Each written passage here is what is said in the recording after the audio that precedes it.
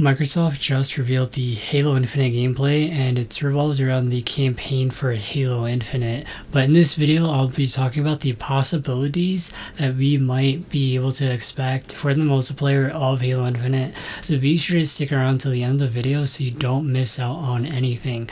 So be sure to drop a like. Let's try to get this video to 30 likes. And if you're new to my channel, then subscribe for more Halo videos like this every week. And don't forget to turn on notifications. With that being said, let's get into the video. She wants some more. Told her to relax and give her XOXOXOXO. Mommy on that toe. She just wants somebody who would catch her if she falls. The guns in any first-person shooter game is super important, and it's really what could possibly make or break a FPS game. In Halo Infinite, we saw plenty of weapons in the reveal. However, we don't know exactly how many of these weapons will make it into the multiplayer mode. But we do know some classics are making a return, like the assault rifle, the Magnum. However, we didn't see the battle rifle nor DMR make a return, at least in this reveal. And there's a lot of new weapons that seem quite interesting. One of them that stood out to me was the VK78 Commando. It seems to be a replacement to the battle rifle and the DMR. It is a semi-automatic precision weapon with a red dot sight on it, and this makes me wonder if we'll be able to put some attachments on our weapons.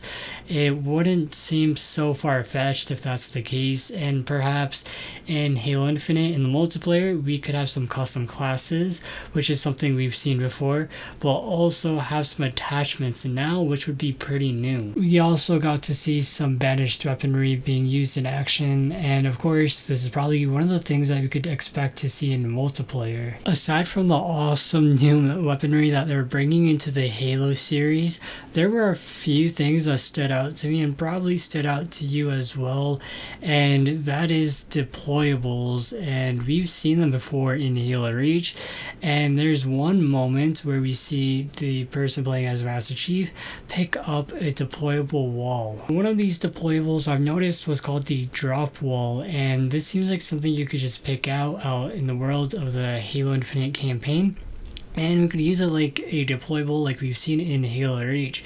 So this makes me believe that we'll see something like this in multiplayer.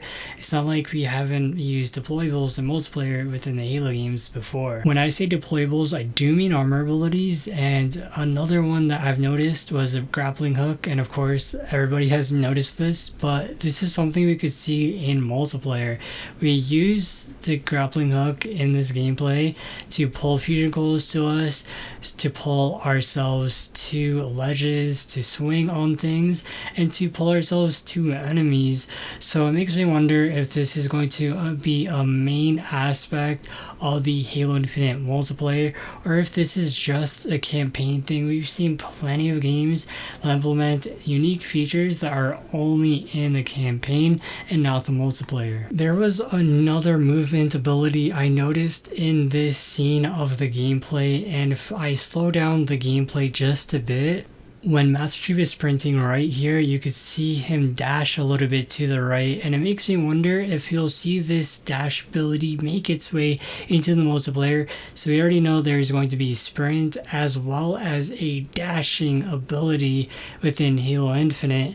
So that already tells us that the multiplayer is going to be fast paced, possibly see bigger maps like we saw in Halo 5 to make up for how fast the game is going to be. You don't need small maps if everybody's moving really quickly, so making the maps bigger is going to be the best option when there's going to be fast-paced abilities used. In June, I did ask the Halo community if they're okay with sprint returning in Halo Infinite, and in the most part, the community seemed pretty divided. Some people wanted sprint to return, some people didn't want sprint to return, and some people didn't care. Let me know down in the comments if you are okay with sprint returning to Halo Infinite. The Every3 seems to be doubling down with this movement feature by also adding the ability to dash, at least in the campaign, but dashing seems like a core ability, as we even see the AI dashing within the gameplay reveal. So I do think that this is something that we could see within the multiplayer. Doubling down on something like this could be a bit risky, as it may be upsetting a portion of the Halo fans and the Halo community, but sometimes the risks are worth taking, and that's something 343 is willing to do, and I'm okay with that. Some people might not be okay with that, and I do understand why people are upset about something like this, as it's something that's not true to the Halo's core, like Halo 1, Halo 2, Halo 3. None of these games had sprinting. Halo Reach had sprinting, but it was only an armor ability. So we'll see if something like this will be an armor ability in the multiplayer.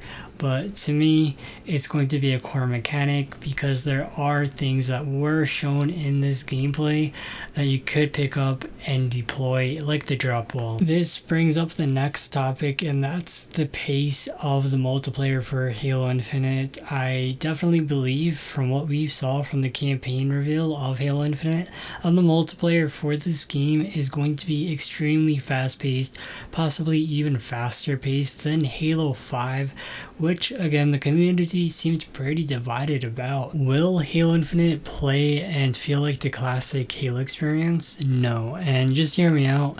It's not entirely a bad thing, because there does need to be change, and we have to bring in new Halo fans in order to keep Halo alive, running, and healthy.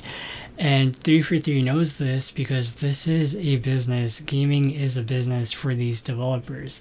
And 343 knows this, of course, that they do want to attract Halo to a newer and possibly younger audience.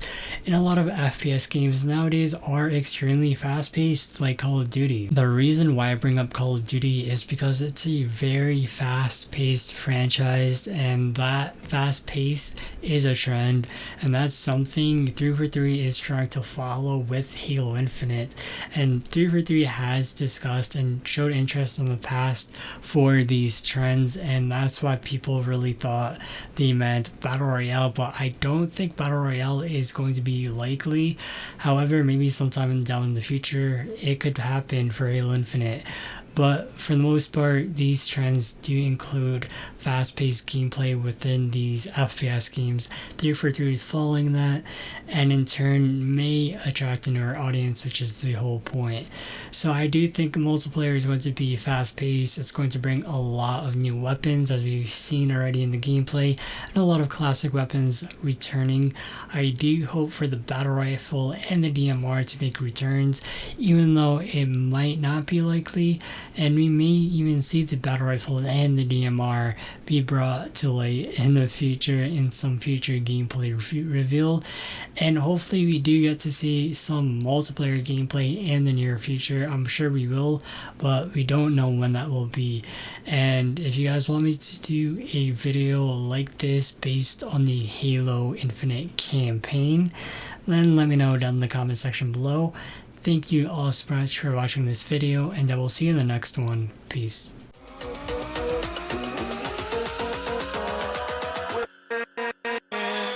With